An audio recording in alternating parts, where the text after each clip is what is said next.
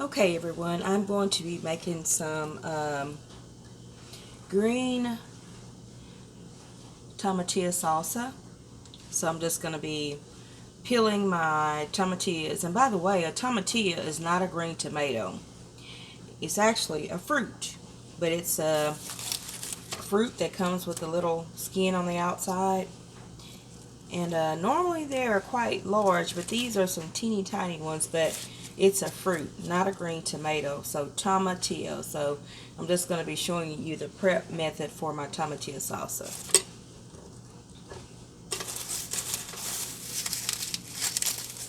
You want to take off your layers of your tomatillos. You see that? So basically, the rest of this video is just going to kind of be silent, and I'm just going to show you the peeling process of my little tomatillos. And then after I get through peeling my tomatillos, you want to wash them because they have like a sticky substance or a sticky residue, and you just want to take those and put them in some hot water.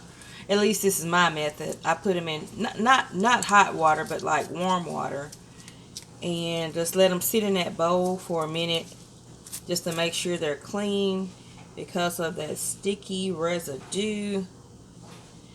And then I put them on some paper towel and let them sit there for about another 30 minutes until they dry back off. So just make sure you clean them thoroughly like that.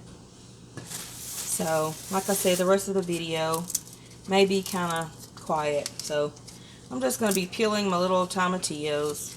I find it like therapy. And then I'll show you some other stuff I'm going to add to this recipe, which is non-traditional, but I've made it before and it tastes delicious, so stay tuned.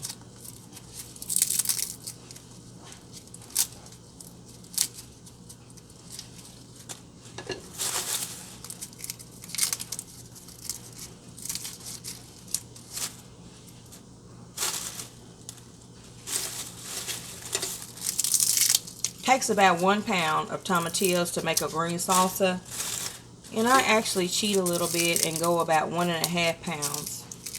The same thing like if you're using serrano or jalapeno peppers. I like everything extra spicy, so if it says 1 pound, I do 2 or 1.5. So I like a lot of, like I said, these are little tiny baby tomatillos. Normally they're big like a peach or a plum, but these are some tiny ones, but they're still good. But normally I use a pound instead of 1 or 2 serranos or jalapenos to 1 or 2 pounds of the tomatillos because I like it spicy.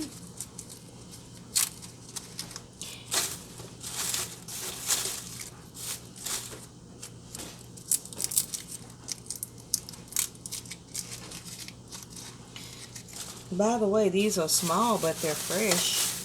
They're tiny, like I said. This is about a 1 to 2 inch tomatillo, but normally they're about a size of, like I said, a peach, or sometimes almost the size of an orange. Not quite that big, but you get the picture I'm giving you. But these are tiny, like about the size of a golf ball or smaller. But they are still fresh and full of flavor. And another thing, if they come across already sour, do not put too much lime juice because the tomatillo recipe calls for lime juice. So maybe instead of using a full lime, then maybe only use like a half of a fresh lime. Or if you're using the juice, maybe instead of 2 tablespoons of lime juice from a container, maybe 1, because if they're bitter already, you don't want to add too much lime juice because it'll mess up your sauce. But play around with it. That's what I do. I play around with it. Like once I've got my flavor profile going and I make it up, then I just add whatever's necessary and make it good. Remember, you know, everything is according to your taste, not anyone else's. Like I say, for me, I'm like extra spicy. Give me 2 times, 3 times, 4 times extreme spicy on anything. So, you know, your taste is for you and your family. Okay, we remove the husk. This is our actual 1 pound of tomatillos. Like I said, it looks like a lot, but it's really not because these are tiny. But 1 pound of tomatillos. Now what I'm going to do off camera, I'm going to chop up about a half of this red onion.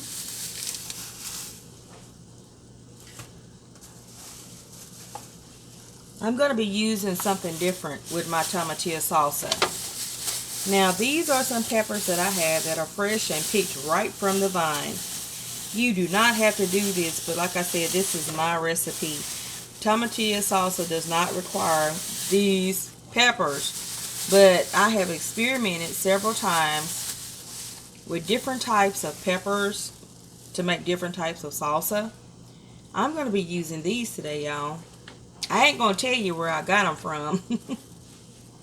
But look what I'm going to use today. These types of peppers, not too many. Actually, to the 1 pound of tomatillos, I'm probably going to use maybe 4 of these chilies. Yes, I am. So, the rest I'm going to put them up and save them for later.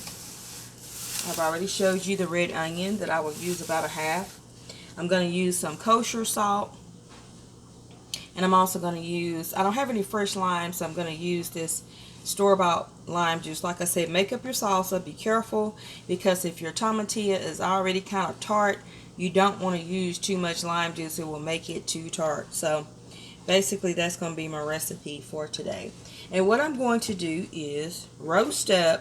Now believe it or not, I've tried different ways, from boiling it on the stove to using my air fryer to the oven.